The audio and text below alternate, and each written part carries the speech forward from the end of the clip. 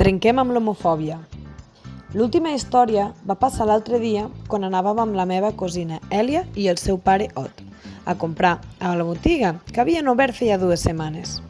El botiguer es va fixar en l'Èlia i li va preguntar: «Escolta, noieta, i tu, d'on has sortit tan guapa i exòtica?» Va fer un gest estrany mirant a l'Ot i va continuar: «De ben segur et deus assemblar a la teva mare». Es va fer un silenci.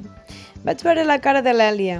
De sobte va fer un sospir molt intens i va respondre al botiguer: «En realitat, no m'assemblo al meu pare perquè sóc adoptada. I de fet, tinc 2 pares. Hi ha moltes famílies homosexuals com la meva. Crec que no hauries de suposar que totes són heterosexuals, perquè pot arribar a incomodar». «Disculpa'm», va rectificar de seguida el botiguer. «Tens raó, no us volia ofendre. Gràcies per ser tan sincera. A partir d'ara tindré més cura». L'Èlia va respondre amb una rialla i li va dir: «T'agraeixo la comprensió.